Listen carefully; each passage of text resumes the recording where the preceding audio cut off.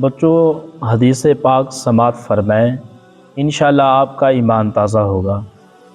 کیا بدکار کا کفن دفن نبی کرے؟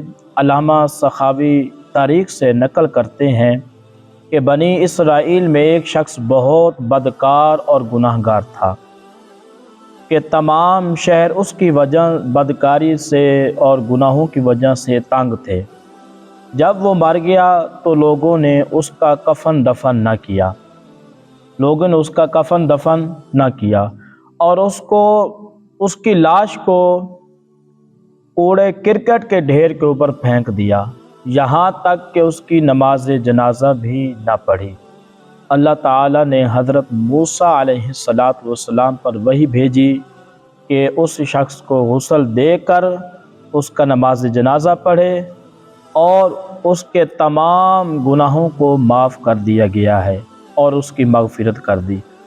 اللہ تبارک و تعالی نے جب فرمایا، حضرت موسیٰ علیہ السلام نے کہا، یا اللہ یہ تو بہت گناہ گار تھا اور لوگ اس کی وجہ سے تنگ تھے، تو اللہ تعالیٰ نے فرمایا، اس نے ایک رات تورات میں میرے پیارے نبی محمد مصطفیٰ صلی اللہ علیہ وسلم کا نام دیکھا تو اسے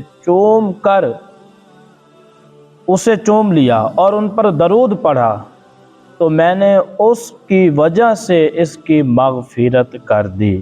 سبحان اللہ، ایک درود شریف پڑھنے کی وجہ سے اللہ تبارک و تعالی نے گناہ گار شخص کو معاف کر دیا۔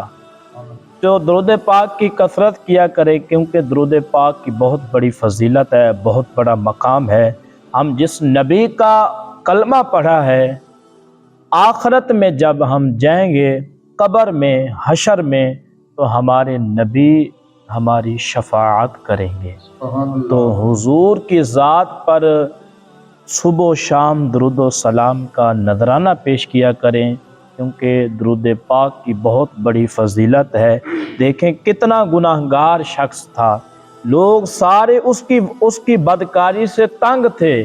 جب اس نے تورات میں نبی کا نام دیکھا تو اسے چوم لیا اور اس کے صدقے سے اللہ تبارک و تعالیٰ نے اس کی مغفرت کر کے اس کے تمام گناہوں کو معاف کر دیا۔ یہ درود پاک کی فضیلت ہے۔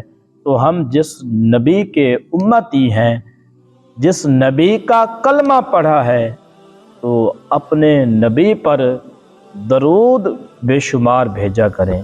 اپنی زندگی میں یہ عمل بنا لیں کہ ہم نے حضور پر درود و سلام پڑھنا ہے۔ انشاءاللہ عمل کریں گے؟ انشاءاللہ۔